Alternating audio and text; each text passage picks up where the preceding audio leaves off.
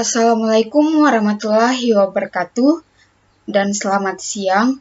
Perkenalkan, nama saya Jeviansi, saya dari Universitas Cokro Aminoto Palopo, dari Prodi Fakultas Teknik Informatika. Di sini saya akan membahas sedikit tentang mengenai materi pengamanan jaringan komputer dan internet. Nah, langsung saja kita mulai. Nah, pertama yaitu tentang pengamanan jaringan pada komputer.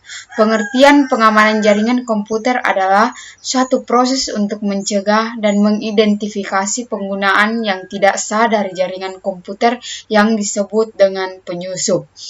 Untuk mengakses setiap bagian dari sistem jaringan komputer, dan tujuan jaringan komputer yaitu pengamanan jaringan adalah untuk mengantisipasi resiko jaringan komputer berupa bentuk ancaman fisik maupun logik, baik langsung maupun tidak langsung, mengganggu aktivitas yang sedang berlangsung dalam jaringan komputer.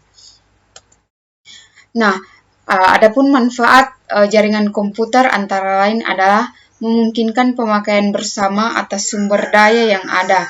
Sumber daya dalam hal ini dapat berupa perangkat keras, perangkat lunak, dan data ataupun informasi.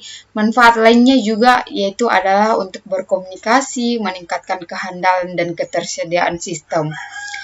Dan yang kedua yaitu aspek-aspek keamanan jaringan. Inti dari keamanan jaringan komputer adalah melindungi suatu komputer dan jaringan dengan tujuan menggunakan informasi yang berada di dalamnya.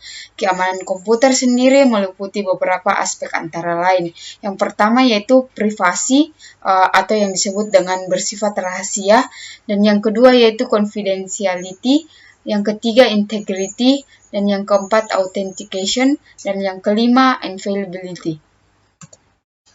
Nah, kita masuk poin yang kedua yaitu tentang keamanan jaringan internet.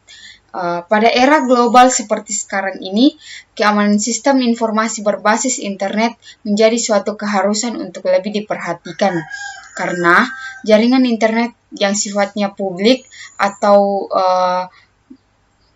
menyeluruh dan global pada dasarnya tidak aman. Pada saat data terkirim dari suatu komputer ke komputer yang lain di dalam internet, data itu akan melewati sejumlah komputer yang lain, berarti akan memberikan kesempatan pada user tersebut untuk mengambil alih satu atau beberapa komputer. Nah, cybercrime adalah suatu bentuk kejahatan virtual dengan memanfaatkan media komputer yang terhubung ke internet dan mengeksploitasi komputer lain yang terhubung juga pada internet. Adapun kejahatan-kejahatan dalam internet yaitu yang pertama pencurian terhadap data, akses terhadap jaringan internet, perubahan terhadap data-data penting, dan yang terakhir pencurian informasi dan berujung pada penjualan informasi.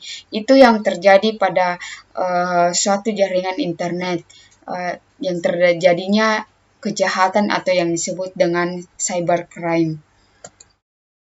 Nah, aspek keamanan komputer dalam internet harus diperhatikan beberapa syarat keamanan internet di bawah ini.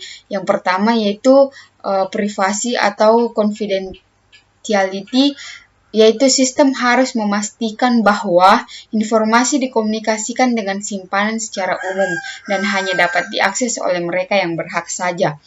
Dan yang kedua yaitu integrity atau yang disebut dengan sistem harus memastikan bahwa informasi dikirimkan secara menyeluruh, lengkap, dan dalam keadaan tidak berubah informasi yang dikirim untuk biasa diubah tanpa seizin pemiliknya.